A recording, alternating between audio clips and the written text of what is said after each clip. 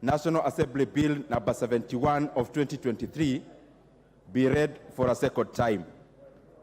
And Honorable Speaker, as members are aware, last week we robustly debated the report of the Budget and Appropriations Committee in regards to the supplementary estimates.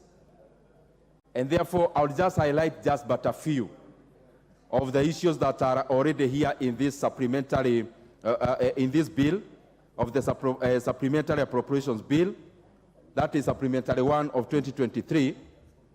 And Honorable Speaker, I was able to appraise the members of the fact that the essence of this supplementary budget that we are currently debating today and hopefully conclude by end of this session, the reason why we had to do this supplementary budget at this time is primarily hedged on only three things.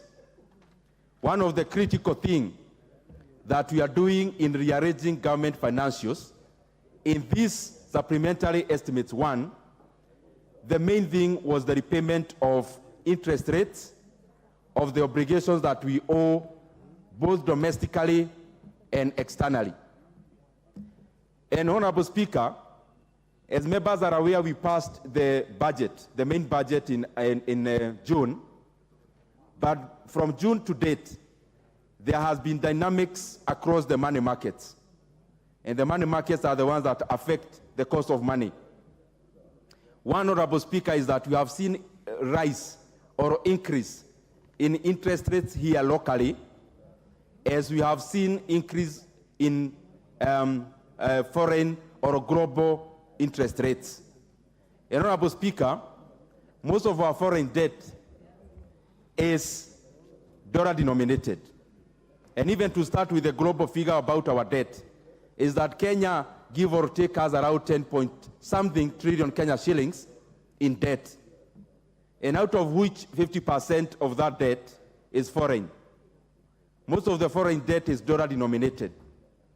Honorable Speaker, from January to date, our local currency, the cash, has lost over 21%.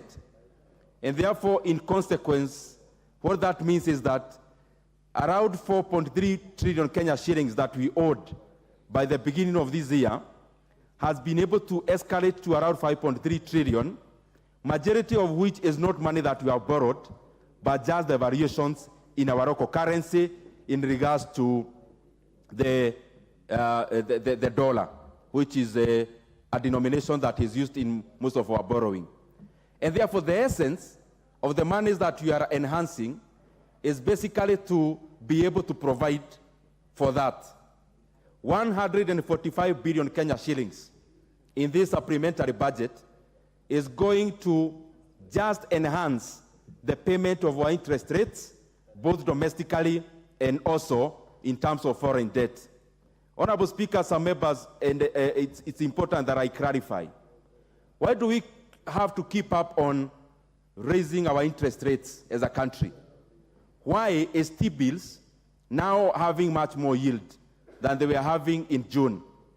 Honorable Speaker, when we are looking at the economy and looking at something we call balance of payment has two components.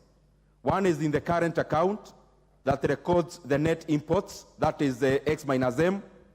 But then there is another one that records capital inflows minus the capital outflows. Now what happens is that when the other global interest rates